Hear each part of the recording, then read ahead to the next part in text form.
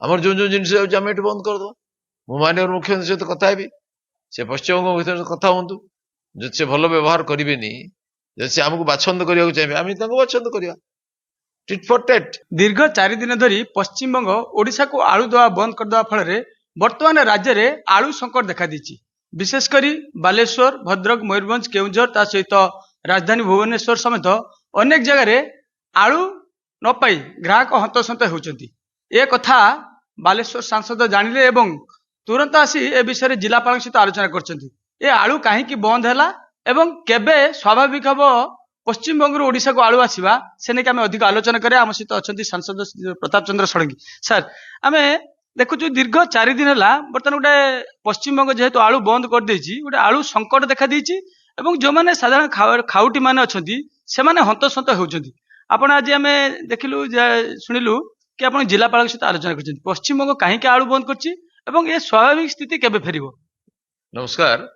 पश्चिमबंग प्रथम थर बंद करनी आगु पश्चिमबंग भी बंद कर आम ओडिशा आलू मिशन टा फेल हो गला बीजेडी सरकार ओडिशा रे जो परिवेश अच्छी जेपरी पानी सुव्यवस्था अच्छी ओडिशा प्रचुर आलू चाष करी आम भारत को रप्तानी कर बाहर को रप्तानी कर आम चाषी को सरकार इन्स्पायर कले आलू चाष कले नदी पठार सब चाष हम कहते कले तेणु बीजेडी सरकार भूल नीति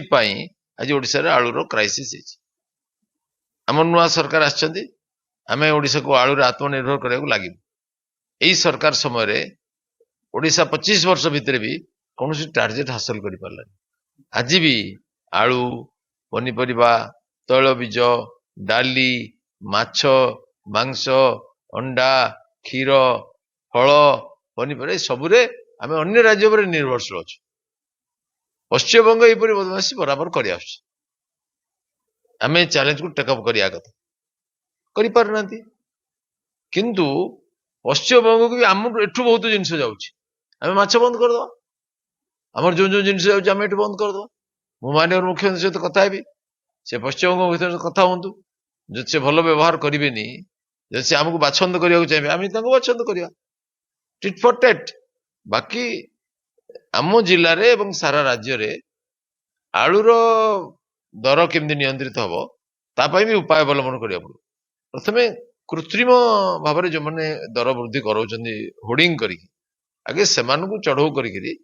विरुद्ध आईनगत कार्यानुष्ठान करा आज मुख्यमंत्री मंत्री जो जोगाण मंत्री जो कहले कि 32 टंकार समस्ते आलू बिक्री करेंगे आप देखिथे आज ए कथा को जो व्यवसायी मान अच्छा जेहेतु से उच्चा दर रे किणुचंती बेपारी ठारू से माने उच्चा दर रे बिक्री करने बाध्य होती ए कथा को से बारंबार से कथा कहते आम जेहेतु किणुचु आम एत कम दाम रे बिकी पारिबु नाही ये नहीं कि कौन किसी निष्कर्ष आलोचना है मोर मुख्यमंत्री कथा मैं फोन करी से दिल्ली रे अच्छा मीटिंग रे अच्छा तेणु मु कथा हेबी फोन रे से काली दिल्ली जाइछन्ति मु कथा हेबी सरकार निश्चय किसी गोटे पदक्षेप नेबे किंतु अन्य कारण भी थाई पारे चढ़ा दर रे किणिकी कम दर रे दे परिबे नहीं बेपारी क्षति सहीकरी अन्य कारण भी थाई पारे माने दर कौन जिन बढ़ी जाए पेट्रोल दर बढ़ीगला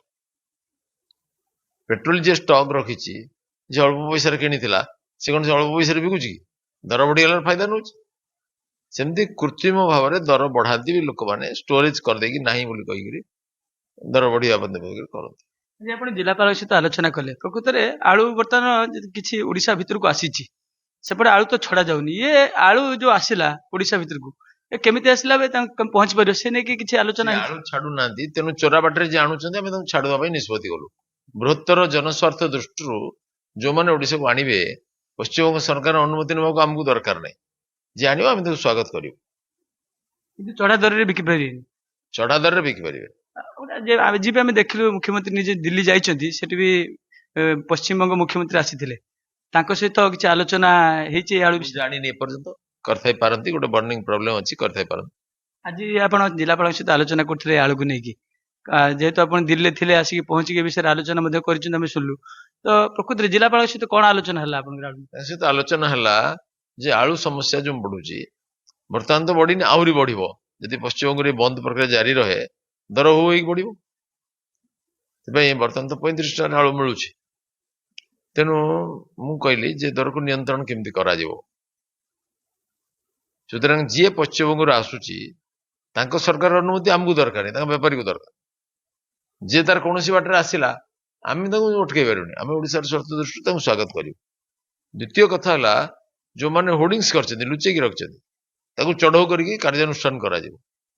ତୃତୀୟ କଥା ହେଲା ପଶ୍ଚିମବଙ୍ଗ ଅନ୍ୟ ରାଜ୍ୟରୁ ଆଳୁ ପାଇଁ ବାଟ ଖୋଲିବାକୁ ସତତ ଉଦ୍ୟମ କରାଯିବ, ସରକାରଙ୍କୁ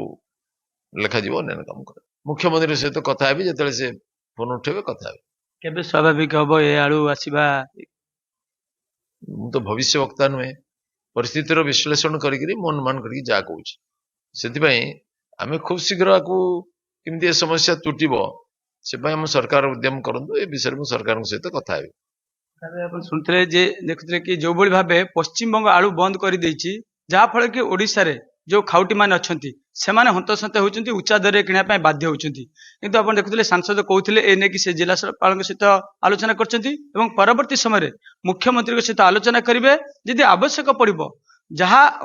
ଓଡ଼ିଶାରୁ ପଶ୍ଚିମବଙ୍ଗକୁ ଯୋଉ ଜିନିଷ ସବୁ ଆମଦାନୀ ରପ୍ତାନୀ ହଉଛି ତାହା ମଧ୍ୟ ଯଦି ସରକାର ପଶ୍ଚିମବଙ୍ଗ ସରକାର ନ ବୁଝେ ସେ ନେଇକି ଦୃଢ ନିଷ୍ପତ୍ତି ନେବେ ବୋଲି ସିଧା ବା ରୋକଠୋକ କହିଦେଇଛନ୍ତି ପ୍ରତାପ ଚନ୍ଦ୍ର ଷଡଙ୍ଗୀ।